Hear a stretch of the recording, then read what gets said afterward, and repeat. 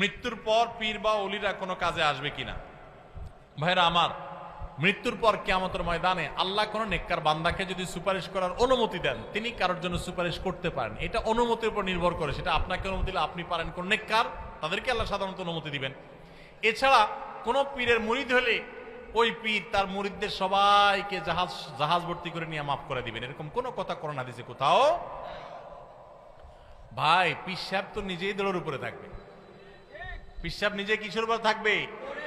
কিসের পীর সাহেব? নবী রাসূলগণ যেখানে পেরেশান থাকবেন, পেরেশান থাকবেন, মানুষরা নবীদের কাছে যা বলবে একটু আল্লাহর কাছে সুপারিশ করেন, নবীরা এক একজন বলবেন আমরা নিজেদেরকে নিয়ে পেরেশান, মুহাম্মদ সাল্লাল্লাহু আলাইহি ওয়াসাল্লামের কাছে যাও তোমরা। উনি যা শেষ পর্যন্ত সুপারিশ করবেন আল্লাহর কাছে। মুসা আলাইহিস সালামের কাছে মানুষ যাবে, উনি অপারগতা প্রকাশ করবেন, সেখানে বলে পীর সাহেবরা বলে তরাই দিবে। ভাইরা আমার, আল্লাহ তাআলা এই নির্বুদ্ধিতা থেকে আমাদের মুসলমানদেরকে বেঁচে থাকার তৌফিক দান করুন।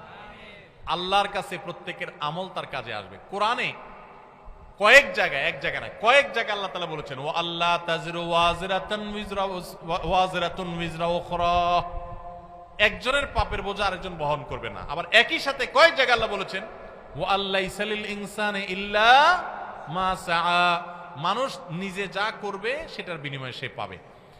পিশাব করে দিবে আর আমার হয়ে যাবে, এরকম কোন সিস্টেম ইসলামে। মানি ট্রান্সফার সিস্টেম মোবাইলে থাকতে পারে, পিশাব আমল করে আমার অ্যাকাউন্টে ট্রান্সফার করে দিবে এই সিস্টেম। আর পিশাব তো পিশাব। আল্লাহ বলেছেন কিয়ামতের দিন ইয়াউমা ইয়াফিরুল মারউ মিন আখিহি ওয়া উম্মিহি ওয়া আবি ওয়া সাহাবাতিহি ওয়া বানি, সেদিন মানুষ মাকে দেখে পালাবে, বাপকে দেখে পালাবে, ভাই বোনকে দেখে পালাবে, স্বামী স্ত্রী একে অন্যকে দেখে পালাবে, সবাই নিজের ইয়ানফসি করবে। সেখানে বলে পিশাব রক্ষা করবে। রক্ষা করার কোনো ক্ষমতা থাকবে? নিজের আমল, আল্লাহর কাছে রোনাজারি, তওবা, ইস্তেগফার, চোখের পানি, গুনাহমুক্ত জীবন গড়া, এটা ইনশাআল্লাহ আমাদের নাজাতের পথ সুগম করে দিবে। আল্লাহ আমাদের সবাইকে তৌফিক দান।